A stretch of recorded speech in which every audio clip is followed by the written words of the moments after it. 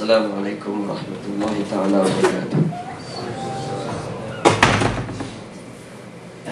A'udzubillahi minasyaitonir rajim. Bismillahirrahmanirrahim. Alhamdulillahi rabbil alamin. Wassalatu wassalamu ala sayyidina wa habibina wa syafi'ina wa sanadina Muhammad wa ala alihi wa sahbihi ajma'in. Subhanaka la ilma lana illa ma 'allamtana innaka antal alimul hakim. Rabbi shrah li sadri wa yassir li amri wahlul 'uqdatam min lisani yafqahu qawli. Allahumma 'allimna ma jahilna wa dhakkirna ma nasina. Allahumma yassir wa la tu'assir wa tammim bil khair. A'udzu billahi minasyaitonir rajim. Bismillahirrahmanirrahim. Idza ja'akal munafiquna qalu nashhadu innaka la rasulullah. Wallahu ya'lamu innaka la rasuluh. Wallahu yashhadu innal munafiqina lakadzibun. Shadaqallahul azim.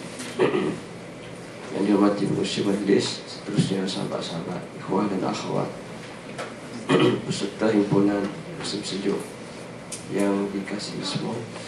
Pertama, kita bersyukur kepada Allah Subhanahu Wa Taala kerana pada pagi subuh yang penuh berkat ini kita dapat sama-sama hadir ramai-ramai ke dewan kita ini untuk kita tunaikan salat subuh berjemaah. Semoga Allah Subhanahu Wa Taala memberkati kehidupan kita. Sesungguhnya siapa yang hadir solat subuh, maka dia telah mendapat keredaan Allah Ta'ala yang besar. Dan kalau kita baca hadis Nabi, Nabi menyebut bahawa sempurna dengan tafsir yang kita nak baca sekejap lagi, Nabi telah menyebut bahawa solat subuh ni adalah di antara solat yang paling susah untuk ditunaikan oleh orang-orang munafik. Jadi untuk bebaskan diri kita daripada sifat perangai orang munafik tersebut, kita kenalah jaga salat subuh supaya kita tak termasuk dalam kalangan mereka, insya-Allah. Dan solat ini sebagai mukadimah sebelum kita baca surah ni. Solat ni kita kena ingat banyak kelebihan dia. Untuk kita mudah faham, ada 3 kelebihan yang kita mudah ingat. Pertama, solat ini tujuan dia adalah untuk mencegah kita daripada melakukan perkara yang salah di sisi Allah, yang disebut al-fahsya, al-munkar, perkara buruk dan perkara yang munkar. Dalam ayat Quran Allah sebut innas salata tanha 'anil fahsya'i wal munkar. Maknanya belum tubuh kita masuk penyakit, masuk perkara dosa dan maksiat tersebut, solat ni adalah di antara pencegah utama. Cukup berbeza orang yang solat dengan orang yang tak solat. Itu beza dia, satu. Yang kedua, solat ini dia menghapuskan dosa. Maksudnya dia menyembuhkan penyakit. Tadi dia halang penyakit masuk, tiba-tiba masuk juga. Macam kita semayang. Semayang kita memang membezakan kita dengan orang tak semayang. Orang tak semayang, dia tak rasa ada dosa apa. Dia tak reti nak beza antara penyakit dengan tak penyakit. Tapi kita, semayanglah yang menjaga kita daripada buat penyakit, buat dosa. Semayang kita berulang kali, 5 kali sehari menyebabkan kita memang bila nak makan, kita akan tanya kalau kat Jepun, ini halal ke tak halal. Hatta kita nak beli roti itu nampak halal lah. Tapi alhamdulillah nama sini, ustaz sini kebanyakan roti tak boleh makan. Anda ingatkan beres lah. Tapi rupa-rupanya walaupun roti itu nampak putih begitu je, tak ada kaitan, kita tahu dan kita tak makan. Kenapa? Kerana sembahyang itulah yang menghalang kita. Untuk kita, Allah Ta'ala memperkenalkan kita halal dan haram. Adapun orang yang tak sembahyang, dia tak kira, dia buat mudah-mudah. Dia kira yang haram ni babi betul. Adapun babi tersembunyi tak apa, dia pandang mudah ni. Kerana dia tidak ada sesuatu yang menyekat dia untuk takut untuk memasuki perkara-perkara yang haram. Tapi di saat kita berusaha menjadikan solat menghalang kita daripada melakukan maksiat, tiba-tiba kita buat maksiat juga. Nah, takkanlah kita ni selesa aku dah sembahyang waktu, confirm aku tak buat maksiat. Tak, sudah pasti tidak. Sembahyang juga, walaupun dia cuba menghalang, tapi oleh kerana sembahyang kita tak sempurna, tak cukup kesempurnaan dia, tak khusyuk dan sebagainya, maka ada maksiat yang kita rempuh juga, menyebabkan diri kita berdosa, penuh dengan daki-daki dosa. Allah Ta'ala Maha Pemurah dan Pengampun. Ketika mana solat itu mencegah kita daripada, berusaha mencegah kita daripada masuk benda buruk, tiba-tiba masuk juga, solat itu juga yang mengeluarkannya balik penyakit tersebut. Nah, ini dinamakan solat itu menghapuskan dosa. As-salawatul khamsu wal jumu'atu ila jumu'ati wa ramadanu ila ramadana mukaffiratun lima bainahunna majtunibatil kaba'ir. Nabi kata sembahyang 5 waktu, antara zuhur dan asar, antara asar dan maghrib, berulang-ulang tiap hari 5 kali. Kemudian Jumaat dalam seminggu, Jumaat, solat Jumaat minggu ni dengan solat Jumaat lepas, solat Jumaat minggu ni dengan solat Jumaat minggu depan. Kemudian Ramadan hingga Ramadan, setahun sekali bagi ibadah puasa Ramadan. Ramadan tahun ni dengan Ramadan tahun lepas, antara dua jarak tu masing-masing bekerja menghapuskan dosa antara kedua-duanya. Maknanya kita solat subuh hari ni, ada dosa yang kita buat di antara isyak dan subuh tadi, maka subuh yang kita solat tadi menghapuskan dosa. Bukan hanya subuh saat ini mengajar kita, mencegah kita daripada barang mungkar yang kita nak buat sehingga zuhur nanti ada maksiat, kita pun tertegah. Katakanlah kita hidup lagi, tengah-tengah pukul 8, pukul 9 ni ada maksiat yang depan mata kita, tiba-tiba kita tak buat. Sebab apa? Antara ini sebab kita solat. Solat tu cegah kita. Orang tak solat, dia mungkin buat, tiba-tiba kita buat juga dosa tersebut. Dan Allah Ta'ala Maha Pemurah. Allah Ta'ala jadikan solat zuhur nanti menghapuskan penyakit yang masuk dalam tubuh. Dalam satu, kalau kita kata dalam satu ubat tu ada dua, dicegah kita masuk kuman, atau kuman tu dah masuk, dia keluarkan balik dengan ubat yang sama. Dua. Yang ketiga, ini Allah Ta'ala sebut, itu anda baca hadis tadi ya, yang menunjukkan solat ni dia menghapuskan dosa ataupun dia membuang balik penyakit daripada tubuh. Yang ketiga, solat ini juga adalah bertujuan untuk meningkatkan darjat kita, menambahkan dekat kita kepada Allah. Maksudnya kita tak buat maksiat, maksiat pun dah buat, dosa kita pun dah kita buat. Ada satu lagi yang dia panggil makanan tambahan, nutrition, iaitu dia tak ada penyakit, dia sihat, dia makan ubat tu bertambah sihat. Nah, ini solat. Iaitu solat ni dia tak, katakanlah kita alhamdulillah selamat daripada dosa. So, insya tadi tak ada dosa besar, tak ada dosa yang Allah Ta'ala nak hapuskan kerana kita betul-betul ingat pada Allah. Maka solat subuh tadi dia menambahkan lagi darjat kita. Tambah darjat, makna yang paling mudah selain daripada darjat kita di syurga Allah Ta'ala, makna dia ialah semakin kita dekat kepada Allah Subhanahu Wa Ta'ala. Semakin tinggi darjat orang mukmin, semakin dekatlah dia dengan Allah Ta'ala. Itulah yang terkandung dalam ayat Quran. Antaranya ialah aqimis salata li dzikri. Wahai Muhammad, dirikanlah solat li dzikri, agar kamu dapat ingat pada orang yang ingat pada Allah, semakin dekatlah dia dengan Allah Subhanahu Wa Ta'ala. Siapa ingat Allah, Allah Ta'ala akan ingat dia, Allah Ta'ala akan tambah sayang pada dia. Ini di antara 3 kelebihan besar sembahyang 5 waktu yang menjadikan orang yang dekat sembahyang 5 waktu, iman dia sentiasa terjaga, kerana diri dia sentiasa bergerak menuju Allah Subhanahu Wa Ta'ala. Jadi malanglah sahabat-sahabat kita di luar sana, walaupun dia Muslim, dia tak solat, masih lagi tak dekat solat, kerana dia terdedah dengan macam-macam. Tubuh dia tak bergerak menuju Allah, tidak ada yang nak menggerakkan dia menuju Allah, dia tak sembahyang.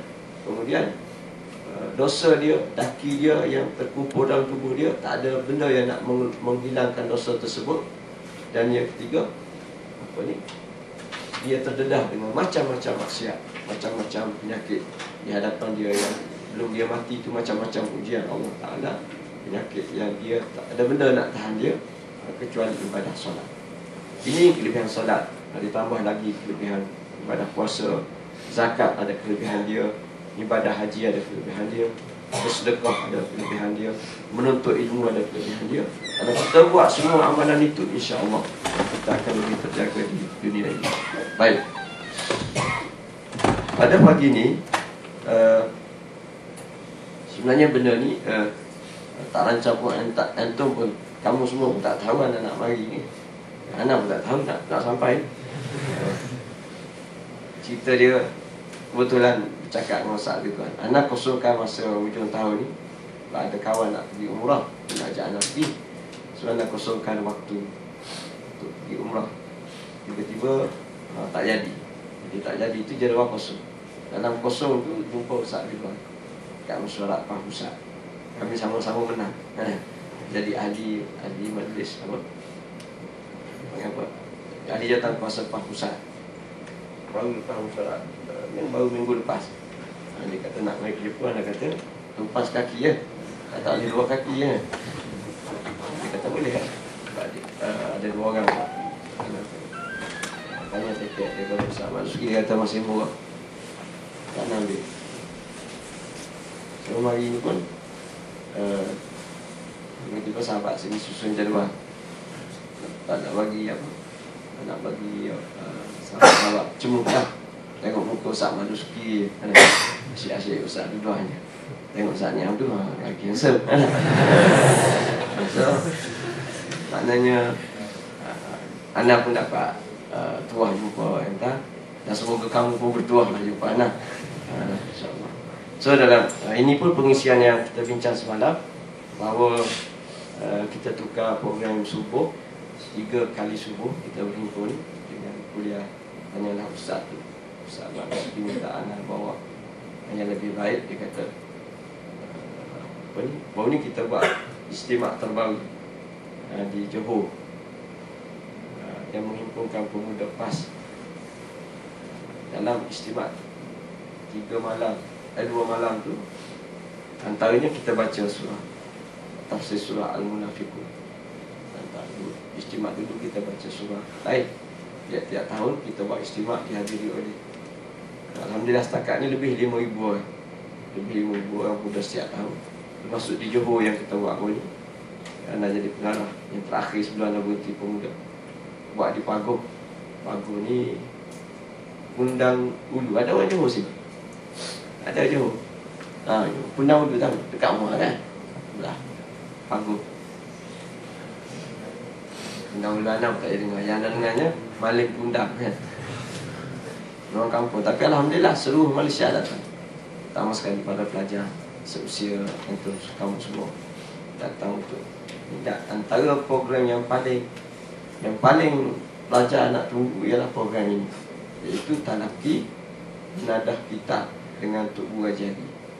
Tok Guru Aziz memang dia tak mampulah nak hadir program yang besar jauh. Jadi dia telah tafsir 3 kali betul-betul. Dan tahun ni dia bawa surah Al-Munafiqun. Jadi Ustaz Maduski dia minta ambil peluang ni, walaupun ringkas masa kita cuba habiskan insya-Allah surah Al-Munafiqun yang pendek tak panjang ni, manis surah lain dalam masa dua kali insya-Allah. Boleh ya? Yang CJ itu sajalah paling semangat. Paling tidak kita ingat satu sejarah. Tahun ni pun nak minta kerja.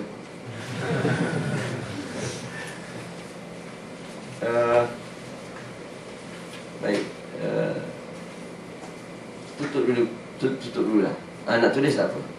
Kita kena buat mukadimah tak surah. InsyaAllah kita pagi ni kita baca beberapa ayat dan kita sampaikan esok. Semalam kita dah sebut mengenai Al-Munafiq, orang munafik. Dan anak telah sebut sikit, dan Ustaz Ridwan pun ada sebut berkenaan dengan perang-perang yang berkait dengan orang munafik. Munafik ni seperti yang kita sebut semalam, adalah satu golongan manusia. Satu golongan manusia yang dia timbul ni secara semula jadi atas sifat-sifat manusia yang buruk. Allah Ta'ala jadikan manusia ni satu binaan yang cukup kompleks. Macam-macam ada dalam tubuh manusia. Ada unsur baik, ada unsur jahat dalam tubuh kita. Dan antara unsur baik dan unsur jahat ni sentiasa berlaku pertarungan. Yang menang ialah orang yang baik, maknanya dia unsur baik memenangi, menawan tubuh dia. Orang yang kalah ialah orang yang unsur jahat menguasai tubuh. Misalnya kita mudah dapat contoh mudah. Ini dalam ilmu tasawuf yang dia bincang. Tubuh kita ni asasnya ada dua. Allah Ta'ala ciptakan daripada tanah. Satu lagi Allah Ta'ala ciptakan daripada apa dia? Daripada ruh. Daripada ruh. Tanah ni bermula dalam ciptaan Allah ini daripada apabila benih mak ayah tu melekat dalam rahim, maka disitulah bermulanya kita. Setiap kita, dia membesar selama 4 bulan. Tanah ni membesar selama 4 bulan daripada air mani yang dihasilkan daripada tanah. Datuk kita Nabi Adam daripada tanah. Bila dia jumpa dengan Siti Hawa, isteri dia, tok kita, dia kahwin dua tu, lahirlah anak dia 2 orang yang disebut Al-Quran, Qabil dengan Habil, dengan adik-beradik perempuan dia. Qabil dan Habil ni tak dibuat daripada tanah, dia dibuat daripada air mani. Yang air mani tu daripada tanah. Nampak? Kita ni pun bukan daripada tanah lah.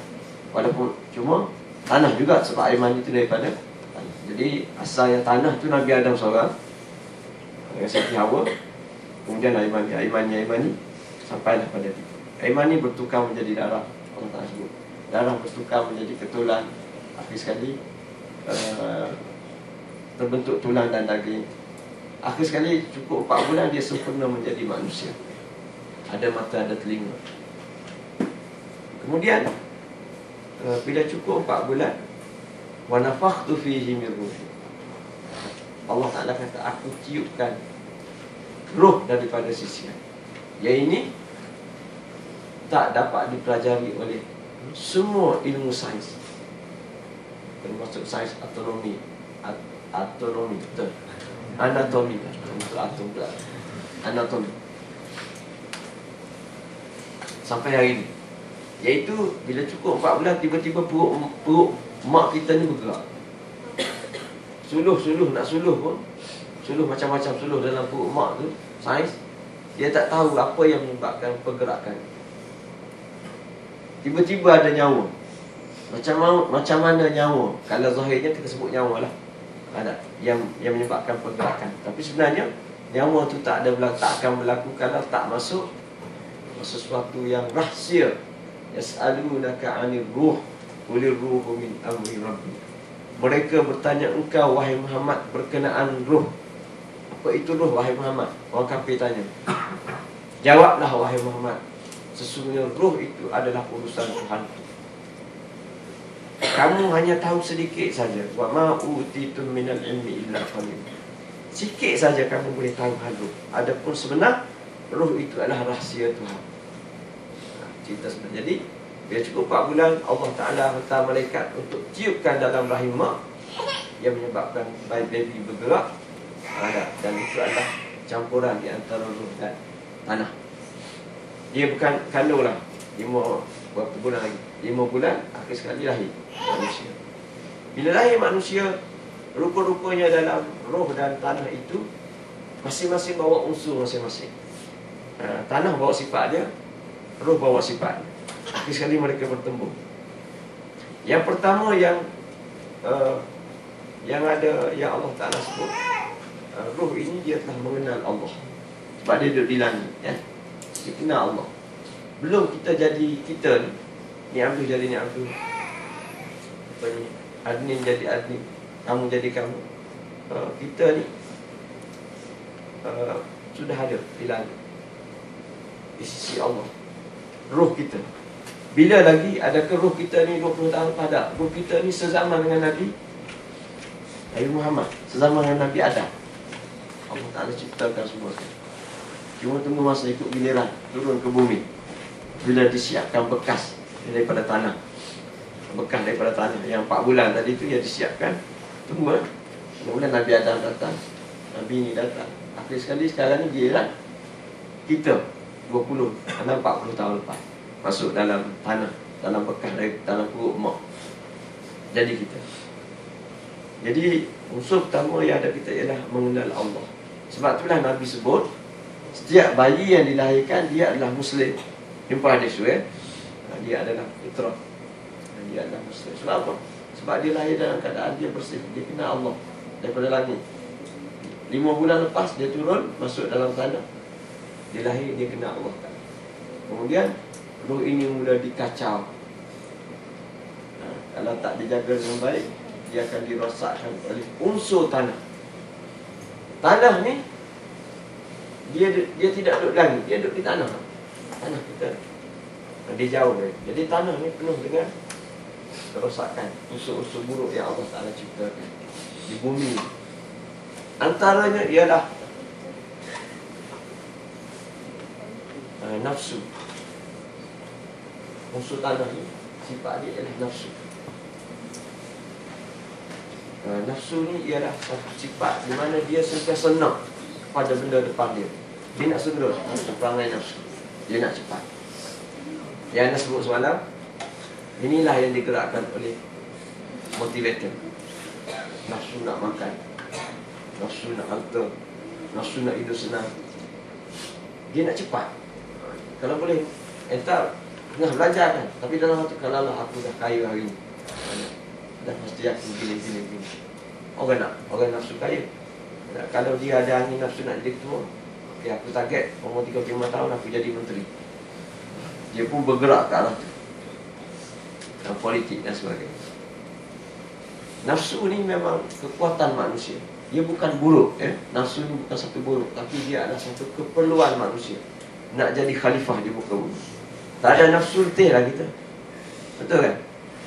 Tak kahwin nanti, dah isteri masak elok-elok, kita tengok masakan isteri. Isteri tu 5 bulan belajar dengan chef apa. Tiba-tiba dia masak untuk kita, hidangan pertama selepas kahwin. Dia buat tak tahu je. Rasa macam mana bang? Tahu. Sama kan. Jadi tak bahagia. Tak ada nafsu makan. Mana boleh tak ada nafsu makan kan?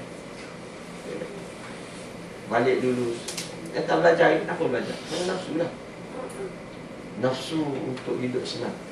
Satu masa kita belajar. Itu keperluan nafsu. Kalau tak, manusia tak boleh jadi manusia. Tak boleh berkembang di dunia ini kehidupan. Kita akan jadi macam binatang. Nafsu kita hanya satu je, nafsu nak makan, nafsu nak bangunkan, nak senang, nak hidup. Kita jadi macam lembu, macam binatang lain, asal boleh makan. Tapi manusia ni nafsu dia banyak, maka dia boleh makan. Bila makan rumput, makan sayur, tak puas hati dia rebus sayur. Tak puas hati lagi dia campur pula dengan garam, campur gula, campur api, saya jadi tom yum. Toyam. Toyam. Anda ingat tu ya, semalam tu apa? Lupa lagi. Ada nafsu. Kemudian unsur buruk nafsu ada lagi. Dalam nafsu ni ada satu unsur yang buruk. Yang buruk. Nama dia hawa. Biasa kita kan, hawa nafsu. Bukan Siti Hawa. Itu aja lain. Siti Hawa tu isteri untuk kita. Ini kita panggil hawa nafsu. Hawa nafsu. Nafsu tu adalah sifat tubuh kita. Dalam nafsu tu ada lagi sifat. Sifat ni yang buruk. Hawa ni sifat yang menyebabkan nafsu jadi jahat. Apa maksud hawa? Hawa ni ialah dia nak cepat, tak kira hala-hala. Tak ada pertimbangan. Satu sifat gelojoh. Satu sifat gelojoh, dia nak benda cepat. Akhir sekali dia terjebak kepada banyak kesilapan. Hawa nafsu. Tengok nak makan, masa tu dia tak fikir dah, aku nak makan. Harta siapa aku tak kira. Dia fikir pula macam mana nak ambil harta tu daripada orang dengan cara yang tak halal. Dia makan rasuah, dia menzalimi, dia menipu. Ini semua adalah tindakan hawa. Dalam tubuh kita unsur. Kemudian nafsu dan hawa ni Allah Ta'ala tambah lagi unsur jahat dalam tubuh, iaitu dia benarkan iblis masuk, syaitan masuk, berkawan pula dengan nafsu. Ini kita belajar bulan Ramadan kan. Biasa bulan Ramadan ni Allah Ta'ala senang, Allah Ta'ala diikat syaitan. Sebab kita terpaksa bertarung dengan nafsu saja, syaitan tak ada. Rupanya tak tahan juga. Kenapa? Kerana 9 bulan nafsu kita duduk berkawan dengan iblis. Ada. Mana cuti sebulan tu tak kisah. Dia setan balik Malaysia.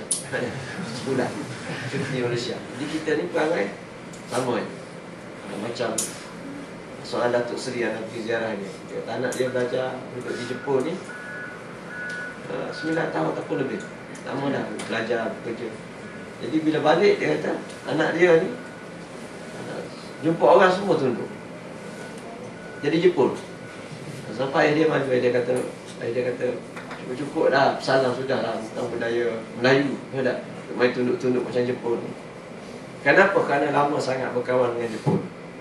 Begitulah kita bila lama sangat berkawan dengan syaitan, akhir sekali syaitan tinggal kita pun apatah lagi hanya sebulan, perangai kita pun macam syaitan di bulan puasa. Tapi alhamdulillah orang berubah bulan puasa. Orang berubah.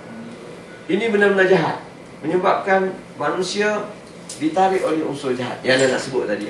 Ini unsur jahat dalam tubuh kita. Kalah lah, manusia ni kalah. Akan unsur jahat ni orang jadi kufur pada Allah. Orang tak nak beriman pada Allah yang menciptakan, lambat. Nak tunggu pahala ni, lambat.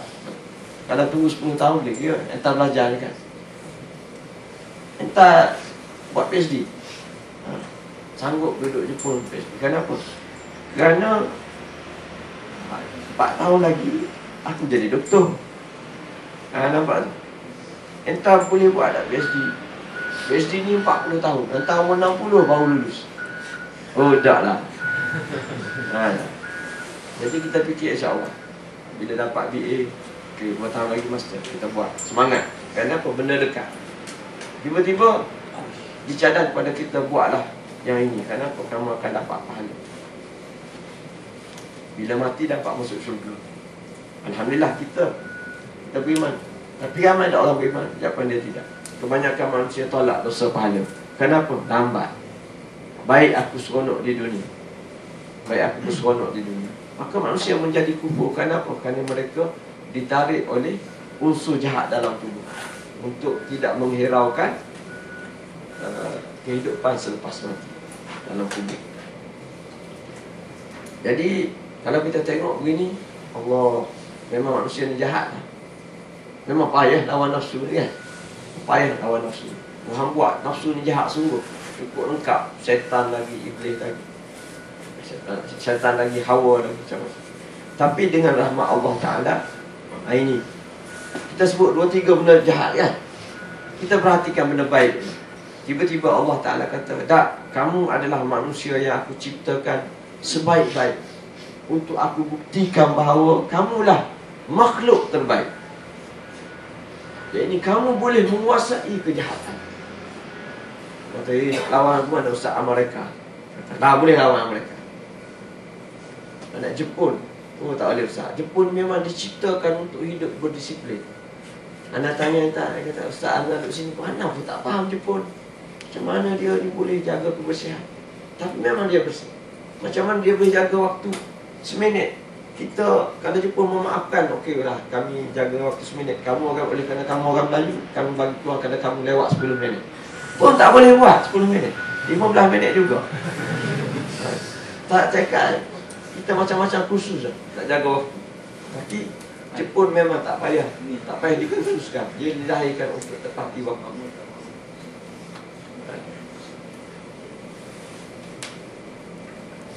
Ya Allah Ta'ala sebut, kamu boleh. Kamu boleh. Sama ada itu talent asal kamu, anugerah asal Allah, ataupun kamu boleh didik kamu. Kalau kamu nak, kamu akan jadi lebih baik daripada Jepun. Kenapa? Kerana dalam tubuh kamu, aku telah siapkan unsur-unsur baik.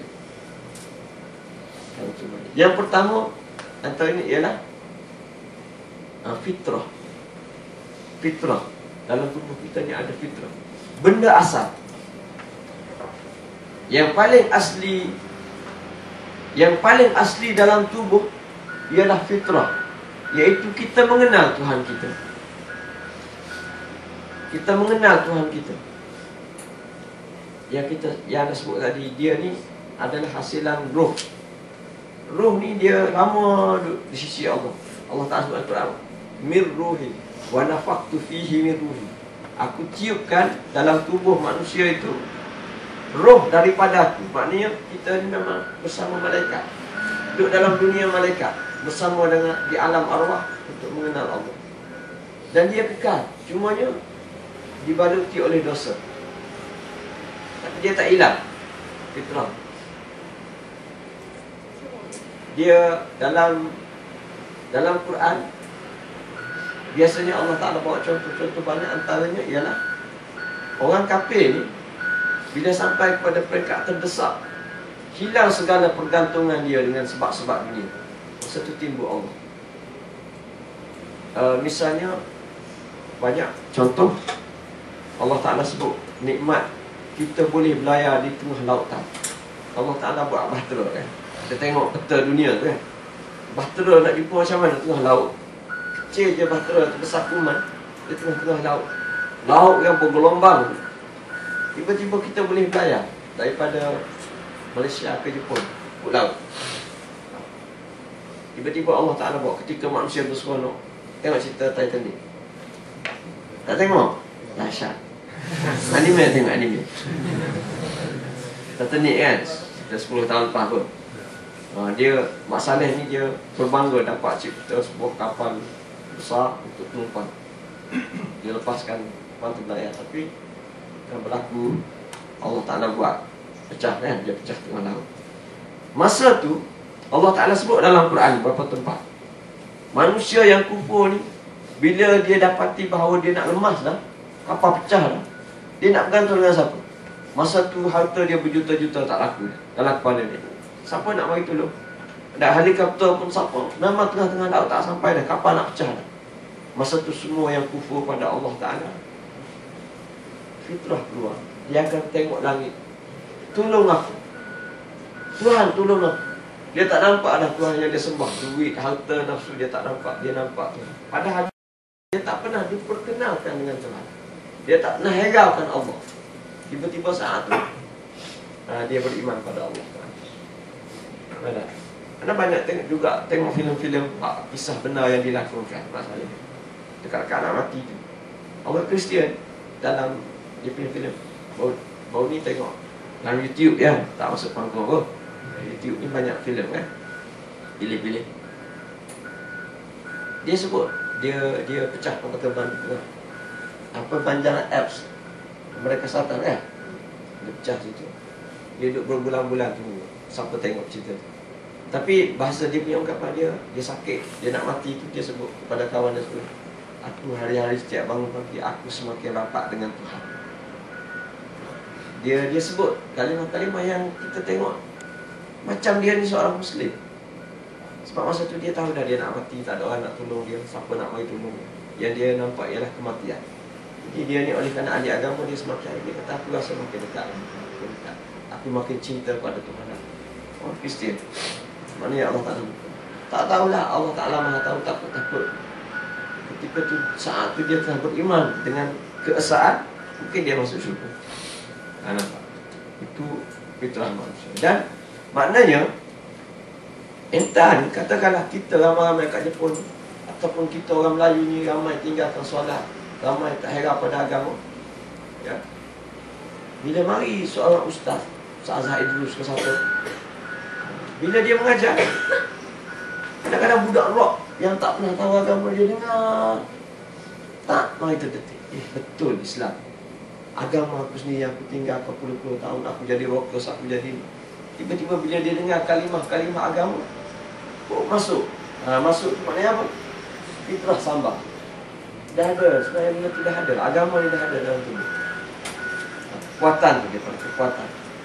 Hak jahat tadi bukan asal. Hak jahat tu mari daripada tanah. Tanah ni dia mari pergi barang masuk.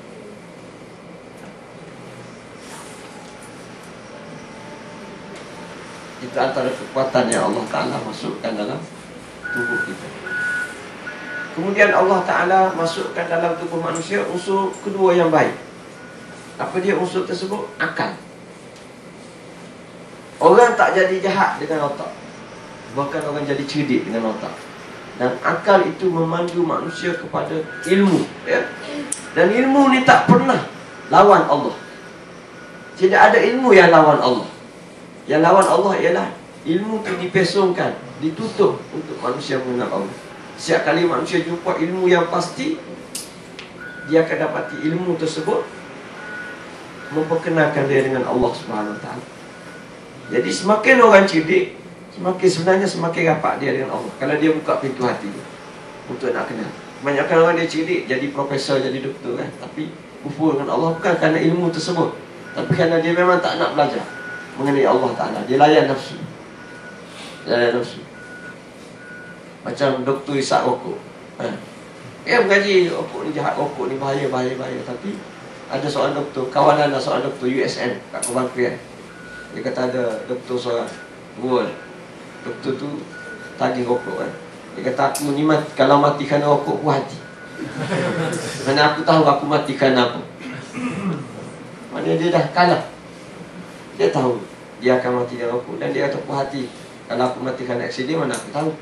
Yang aku tahu aku ni akan mati kerana rokok. Dia berserah, dia kalah pada nafsu dia. Itu juga ilmu. Kalau dia tahu, dia guna ilmu dia, dia tahu bahawa Islam mengatakan rokok itu haram betul. Kerana dia merosakkan tubuh manusia. Apatah lagi maksiat-maksiat lain. Bila manusia belajar arak tak boleh minum, ini tak boleh, zina tak boleh. Bila dia kaji mengapa zina tak boleh, dia akan jumpa jawapan benar. Zina itu haram.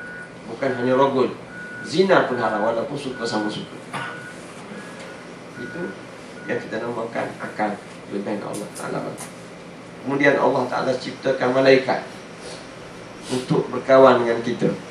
Tadi setan kan, tapi malaikat dengan setan ni kekuatan Allah pada malaikat. Malaikat Allah Ta'ala buat sentiasa hidup berdoa, bertasbih, dan khusus untuk orang mukmin, dia berdoa untuk orang mukmin. Panjang cerita ni. Banyak unsur-unsur baik tu banyak. Kalau kita gunakan sepenuhnya, Allah Ta'ala kata kamu mampu lawan nafsu. Akhir sekali ada lagi unsur dia, apa dia? Ada Al-Quran. Iblis mana ada Quran? Iblis mana ada kitab? Kitab yang ada pada Iblis tu kitab Lu'ret. Mana? Kitab buku hijau, buku biru, Dekumani, DRIM, mana? Macam-macam nama buku. Semua ni buatan manusia. Adapun belah ni, belah baik, ini kitab daripada Allah. Ada Nabi Muhammad yang bawa kitab. Iblis, nafsu mana ada Nabi jahat? Yang ada paling tinggi Abu Jahal, Fir'aun. Hak ni semua tak mampu nak lawan seorang Nabi. Unsur-unsur baik yang Allah Ta'ala siapkan. Kita ada Quran, kita ada Nabi, kita ada fitrah, kita ada akal, kita ada malaikat. Lebih banyak daripada unsur buruk. Kita tak perasan. Kita gunakan semuanya, manusia akan jadi hebat. Laqad khalaqnal insana fi ahsani taqwim. Ini kita nak buat mukadimah. Sekarang ni kita masuk kepada isu yang kita nak bawa, iaitu isu nifaq al-munafiq. Satu kumpulan manusia yang wujud kerana dalam tubuh manusia sentiasa ada perlawanan, walaupun dia seorang Muslim. Jadi kita sebut semalam, di Mekah manusia terbelah dua bila Nabi Muhammad. Satu yang Muslim, satu yang kafir. Dan susah nak jadi Muslim. Ada 300 orang belah tahun Nabi berdakwah. Ada 300 orang berhijrah bersama Nabi. Hak lain semua kufur. Bila Nabi diberi kekuatan di kota Madinah, diberi kekuasaan, dia boleh melaksanakan apa yang Allah Ta'ala suruh melalui wahyu Al-Quran, maka ramai masuk Islam. Kafir itu kafir lah kan? Orang Yahudi, orang Arab sendiri yang kafir. Tapi kebanyakan yang masuk Islam kerana ikut kekuatan Rasulullah Sallallahu Alaihi Wasallam. Tapi dalam tubuh masyarakat Muslim ni timbul penyakit, iaitu Allah Ta'ala nak beritahu kita pertembungan sentiasa berlaku. Dan kemuncak pertembungan dalam masyarakat Islam ialah lahirnya sifat nifaq, iaitu sifat bohong. Nifaq maknanya nifaq daripada perkataan root dia nafaqah. Akar kata dia nafaqah. Nafaqah maknanya lubang, terowong. Lubang ada dua. Macam kita gali lubang tu satu lah. Kita gali lubang kan. Tapi bila kita buat terowong, berapa lubang? Bila kita buat nama, satu benda nama terowong. Ada berapa lubang? Paling kurang dia kena 2. Tak ada terowong yang 1 lubang. Betul? Terowong. Nafak ni maknanya lubang yang ada 2. Biasanya orang Arab guna untuk arnab. Arnab kan? Dia korek. Arnab ni perangai dia paling tidak dia kena ada 2 lubang. Dia masuk sini. Kita tengok kartun kan. Yang kejar arnab ni apa dia? Anjing. Anjing kejar arnab. Anime. Tak ada. Biasanya anjing ni kena tipu. Sebab bila anak masuk lubang, dia tunggu kartun kan. Dia tengok anak pun tak baca kan. Akhir sekali detik kadang menunggu. Rupanya anak ni dah lama dah keluar. Kut mana? Kut lubang yang kedua, lubang ketiga dan sebagainya dalam tali. Jadi daripada tipu daya inilah satu sifat lahir dalam masyarakat Islam, iaitu dia dalam bahasa Melayu sebut lidah bercabang. Lidah bercabang, dia menipu. Dia menipu, iaitu di depan orang mukmin dia kata dia Muslim macam kita, tapi bila dia terdesak untuk dapat keuntungan cepat, dia kufur di belakang orang mukmin. Dengan orang kafir, dia menjadi kawan orang kafir. Depan kita dia jadi kawan. Ini adalah keburukan yang paling dahsyat yang Allah Ta'ala sebut. Adapun kejahatan lain itu sentiasa bertemu lah kita ni kan. Takkanlah kita baik satu part tu kan. Ada juga mari buah jahat tu. Ada mari buah jahat itu. Mari buah dengki, perangai kedekut, perangai macam-macam. Tapi tidak sebahaya perangai kemuncak, iaitu bila orang terjebak dengan perangai ini, dia dipanggil munafik. Orang Islam yang munafik. Jadi di Madinah manusia terbelah kepada 3. Satu kafir, satu lagi Muslim bersama Rasulullah. Satu lagi ialah Muslim yang zahirnya Muslim, hakikatnya kafir. Hakikatnya kafir. Dia menipu. Dan hak ni penyakit bahaya. Dan Allah Ta'ala sebut, kita akan baca surah munafik nanti. Allah Ta'ala gambarkan munafik ini, walaupun kamu nampak dia Muslim, dan kamu mesti bermuamalah dengan dia, berinteraksi dengan dia sebagai seorang Muslim, kawan kamu, tapi masuk lubang kubur, Allah Ta'ala kata, aku tak pakai yang zahir, aku pakai yang hakikat. Maka Allah Ta'ala gambarkan dalam Quran, orang munafik ini walaupun dia mengucap, aku akan himpun mereka dengan sama dengan orang kafir. Dia boleh menipu kamu di dunia, dia boleh rasa dia boleh menipu Allah di dunia, tapi di hari akhirat kelak dia tertipu dengan diri dia sendiri. Allah Ta'ala tahu. Jadi dalam Quran ni, daripada surah Baqarah yang awal, dalam Al-Fatihah tak ada. Fatihah ni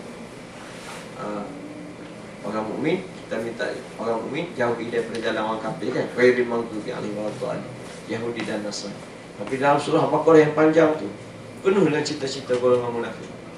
Dalam surah An-Nisa ada, dalam surah banyak surah ada cerita orang munafik jahat. Termasuklah Allah Ta'ala khususkan satu surah hampir 100%, 90-80% lebih bercakap mengenai kisah orang munafik. Pendek tapi mendalam makna dia untuk kita mengenal mereka.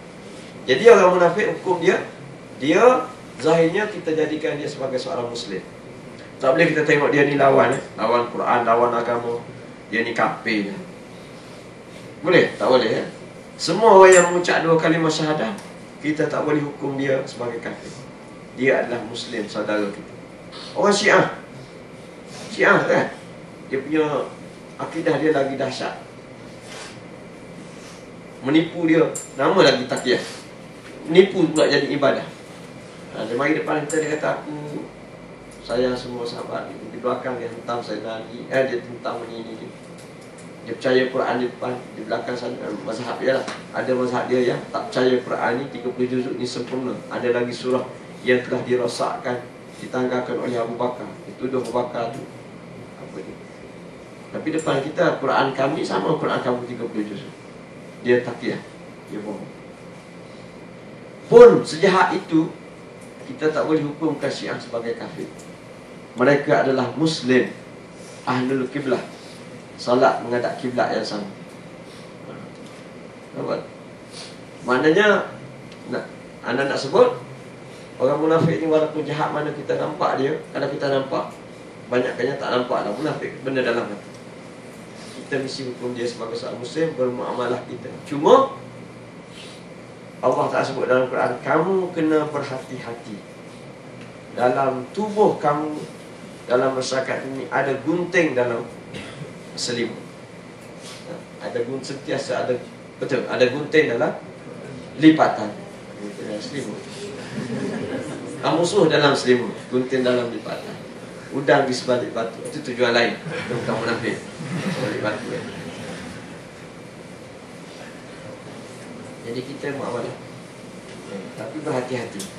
Sebab makar mereka sentiasa menipu daya. Kok mana pun kita kena begitu. Susah Ustaz. Kita husnuzan lah Ustaz. Ada duk main saling tak percaya ni, tak bahagia masyarakat Muslim. Itulah itu yang kita nak, masyarakat Muslim. Tapi kalau sebelah pihak saja nak husnuzan, belah lagi sentiasa nak mengkhianati masyarakat Muslim, bahagia? Tak bahagia juga. Jadi Allah Ta'ala ambil jalan Allah, iaitu sesama mukmin kita husnuzan. Bila kita dapat mengesan bahawa pada tubuh orang ni ada buah tipu daya, dia tak boleh nak sembunyi. Mula-mula bolehlah sembunyi. Allah Ta'ala pun sebut dalam Quran, orang munafik ni mula-mula dia nampak baik, tapi Allah Ta'ala jaga orang mukmin, masyarakat mukmin daripada tertipu. Allah Ta'ala tunjukkan apa yang ada yang mereka sembunyikan dalam hati, akhir sekali akan terkeluar dengan lidah mereka. Oh, rupanya aku ingatkan dia ni sokong Islam, rupanya dia bucak sana, dia mula menghina agama Islam, dia mula menghina ulama dan sebagainya. Kita pun berjaga-jagalah. Sebab kita dah, Allah Ta'ala tunjukkan ada dua apa dia panggil, ada dua jenis dia ni. Itu unsur nifaq. Unsur nifaq yang berkaitan.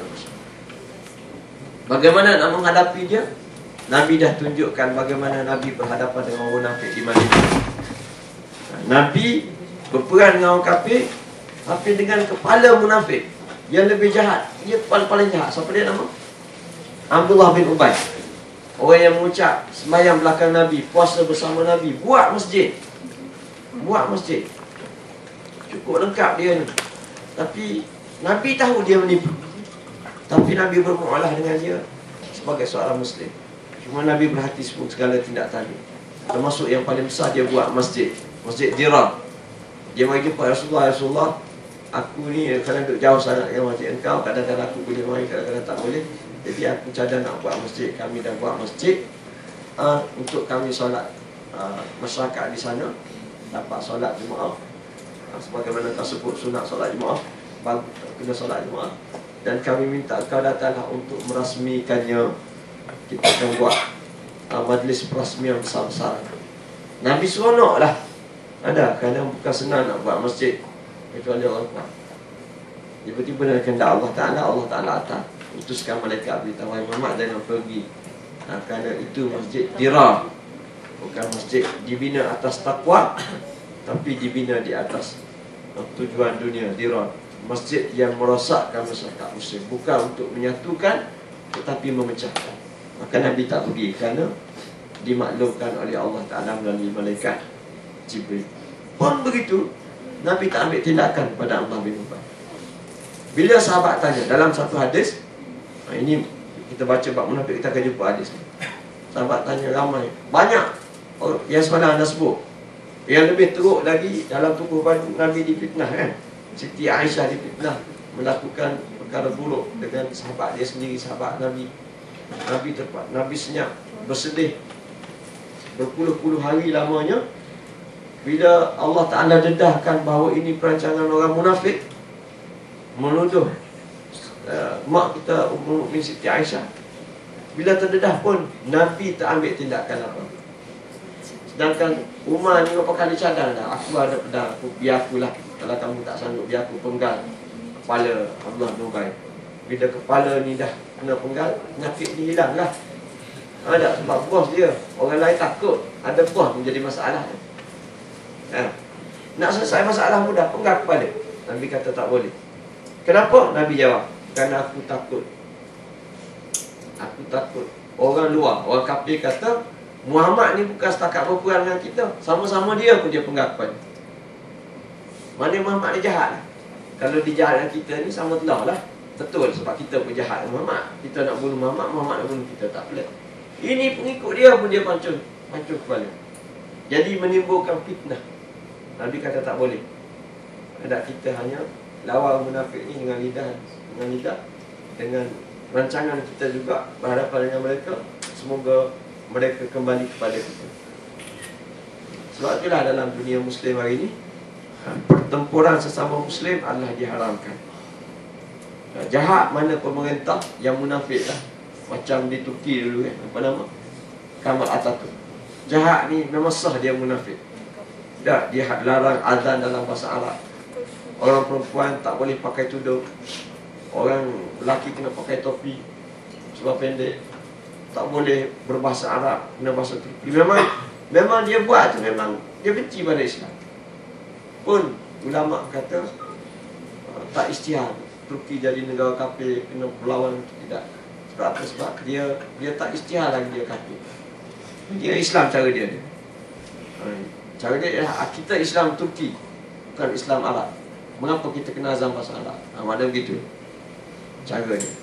Jadi kena lawan dalaman sehingga tak timbul fitnah. Kalau tidak, jadi macam fitnah hari inilah di Pakistan tu, hari-hari dia balas Syiah dengan Sunni kan. Syiah dengan Sunni. Kita Malaysia pun nak jadi balas. Tapi alhamdulillah kita cuba ajar masyarakat kita jangan melawan. Walaupun Syiah membunuh, kita jangan pergi bunuh Syiah. Sebab lepas kita bunuh Syiah, Syiah bunuh kita balik. Tak selesai sampai sudah. Akhir sekali balas dalaman orang kafir je suka.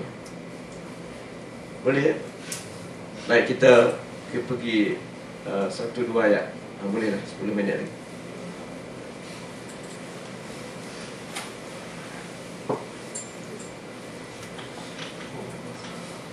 A'udzubillahi minasyaitonir rajim. Bismillahirrahmanirrahim. Idza ja'akal munafiquna qalu nashhadu innaka la rasulullah wallahu ya'lamu innaka la rasuluh wallahu yashhadu innal munafiqina lakadzibun. Ini mudah ya. Allah Ta'ala nak gambarkan munafik. Dia kata, apabila datang kepada engkau wahai Muhammad. Ka tu mana engkau ya? Apabila datang kepada engkau al-munafiqun, oleh orang-orang munafik. Ini Allah Ta'ala cakap dengan Nabi Muhammad. Apabila orang munafik datang kepada engkau, qalu, mereka akan berkata begini. Apa dia? Orang munafik kata, nashhadu innaka la rasulullah. Kami bersaksi bahawa sungguh engkau itu adalah Rasulullah. Mana orang munafik dia bercakap ni, dia bersumpah, naik saksi. Wahai Muhammad, aku naik saksi, memang kau ni Nabi. Oh, puas hati kita dengar kan.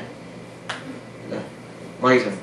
Ustaz ni, ana memang yakin ta ni sedap mengajar. Anak hebat. Sebab apa? Sebab mari orang yang kata puas hati tak tidur. Ada. Puas hati lah sebab apa? Siap bersumpah. Ada. Nak sebutnya, wahai Muhammad, orang munafik dia boleh cakap sampai begitu pada engkau. Lidah dia ni lidah yang manis. Bila-bila masa saja boleh bersumpah, boleh ni, boleh ni. Nak sebut bahawa dia benar, dia nak berkawan dengan kau, dia benar-benar beriman dengan kau. Nashhadu innaka la rasulullah. Kami bersaksi sesungguhnya engkau adalah Rasulullah. Itu kalimah ni. Kemudian Allah Ta'ala pun sambung. Wallahu ya'lamu innaka la rasul. Dan Allah Ta'ala tu tahu. Allah Ta'ala tahu bahawa engkau ni memang Rasul dia. Ya, orang munafik bersaksi ya. Dan wahai Muhammad, kalau kau suka, kau nampak hebat orang munafik, kawan-kawan kau, Allah berubah dengan grup dia, kau kena tahu hak lebih tahu daripada munafik ni akulah. Sebab aku yang nanti engkau jadi Nabi. Aku ni tahulah engkau tu Nabi. Jadi bila engkau tahu, sekarang ni engkau tahu munafik tu kata engkau Nabi, aku pun kata engkau Nabi, dan sudah pasti aku kata tu betul, pengetahuan aku tu betul sebab aku yang nanti engkau jadi Nabi. Sekarang percayalah pada aku. Apa dia? Ini yang Allah Ta'ala nak sebut ujung. Wallahu yashhadu innal munafiqina lakadzibun. Dan Allah Ta'ala bersaksi. Tadi orang munafik bersaksi bahawa engkau tu Nabi. Sekarang aku nak bersaksi, kata Allah. aku bersaksi bahawa munafik itu bohong. Mudah ya kan? Muhammad pakai aku, pakai persaksian aku. Sekarang ini aku bersaksi, kata Allah. Ini bahasa Allah Ta'ala dengan manusia. Allah Ta'ala tak perlu bersaksi-saksi dah, sebenarnya dia Tuhan. Dia beritahu tanpa bersaksi, tanpa bersumpah, kita percaya dia Tuhan. Tapi Allah Ta'ala guna bahasa manusia. Wahai Muhammad, aku ni naik saksi macam munafik bahawa bukan masalah kau tu Nabi. Aku dah tahu. Aku nak beritahu kau benda yang kau tak tahu. Jangan tertipu. Aku naik saksi bahawa munafik itu adalah bohong. Maknanya sifat pertama munafik ialah bohong.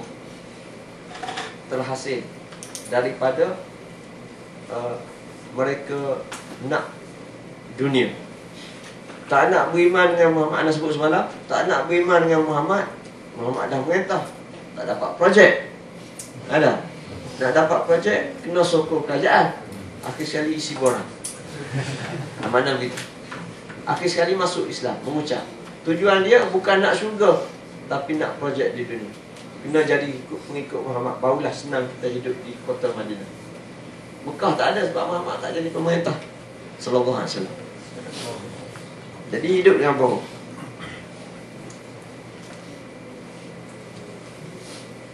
Baik, kita pergi ayat yang kedua.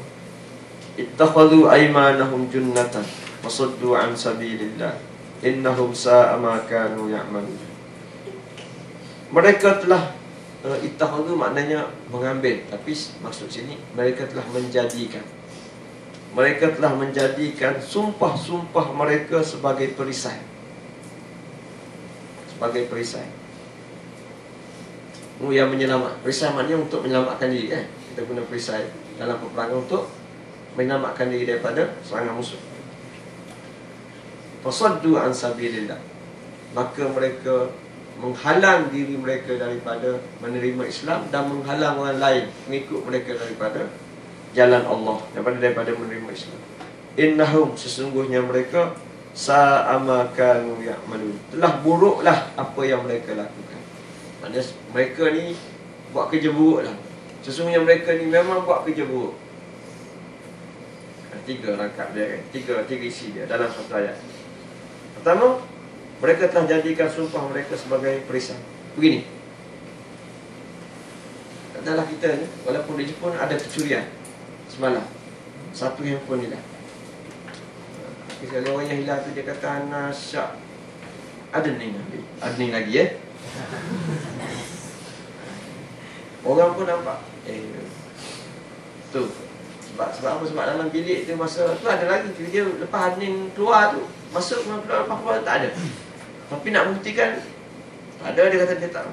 Akhir sekali semua orang tuduh dia. Dia kata Nasyak Adnin.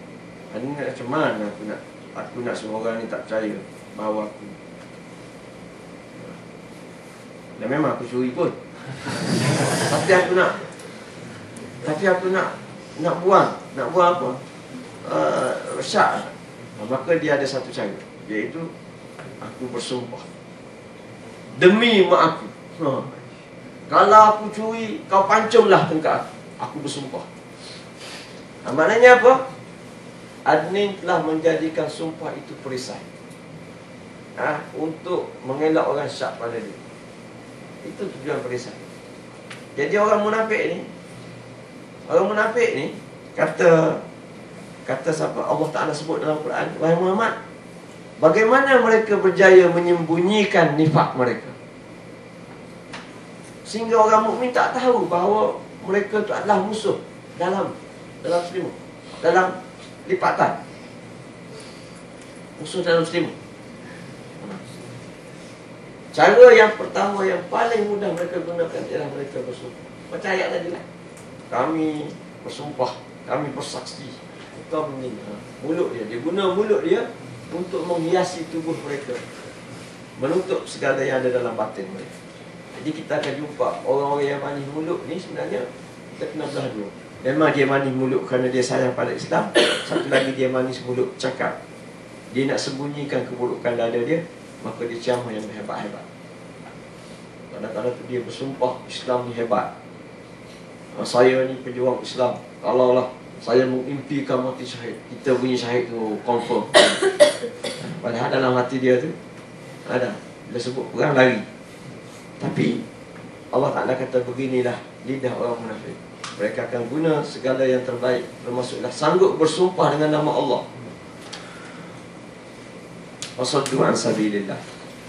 Itu dua. Satu. Yang kedua, fasaddu an sabilillah. Orang munafik ni memang mereka ni di depan kau sokong Islam, tapi bila di belakang kau, bila mereka dah nampak engkau percaya pada mereka, kita ni beri keamanan sebab kita kata, oh dia ni macam kita lah.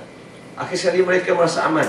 Di saat mereka merasa aman itu, mereka telah tarik kepercayaan kita. Saat itulah mereka menggerakkan kekuatan mereka untuk mencegah manusia daripada mendekati jalan Allah.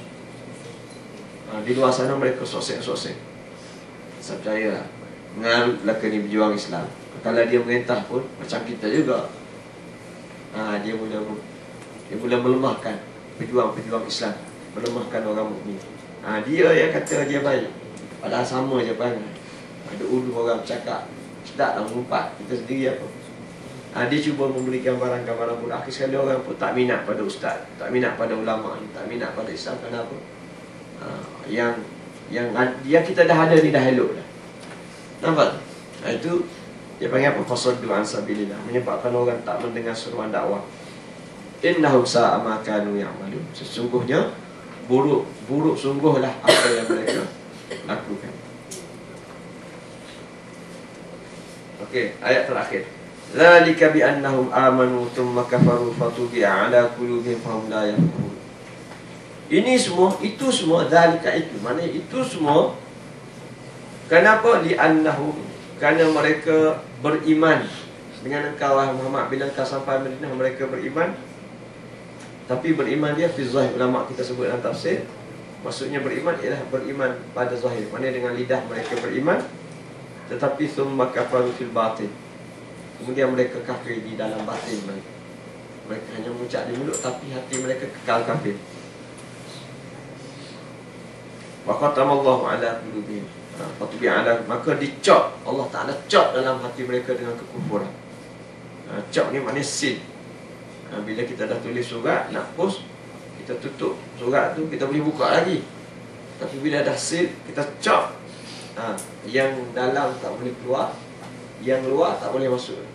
Kalau sehelai di dalam surat tu, sehelai dah, tak boleh dah. Oh lupa, dua helai, kita pun buka balik seal, surat tu jadi palsu. Kecuali buat surat baru, seal balik. Jadi Allah Ta'ala kata, marahnya Allah pada orang munafik ni. Dia ingat dia reti menipu, sedangkan dia tu menipu depan mata, kita panggil. Nak nipu pun biar cerdik. Orang lain kita katakan, nak menipu biarlah, biar cerdik. Menipu bodoh depan mata buat apa? Jadi orang munafik ni dia menipu, dia rasa dia cerdik, tapi dia tak perasan dia sedang menipu Allah. Yukhadi'una Allah wallazina amanu. Mereka menipu Allah, mereka menipu daya Allah dan orang mukmin. Orang mukmin boleh dah kamu tipu, padalah dia tu manusia, tapi nak tipu Allah Ta'ala tak boleh. Jadi dosa yang besar, iaitu mereka sanggup beriman dengan lidah. Beriman tu bukan dengan Nabi Muhammad, beriman dengan Allah pun mereka sanggup menipu. Maka dosanya besar. Orang munafik ni dahsyat, Allah Ta'ala marah kepada mereka. Antaranya Allah Ta'ala cop hati mereka dengan kekufuran. Nak tahu apa payah. Kenapa Allah Ta'ala cap? Sebab hati mereka kufur. Hati mereka kufur. Maka kekufuran tak, bila dicap, kekufuran tak boleh keluar. Dan iman yang ada di lidah tu tak boleh masuk. Kenapa? Patu ala qulubihim. Maknanya Allah Ta'ala pisahkan lidah dengan hati. Allah Ta'ala pisahkan lidah dengan hati. Kita ni kadang-kadang bohong, cakap kan, kadang-kadang sebab apa? Sebab masih tidak ada cop di antara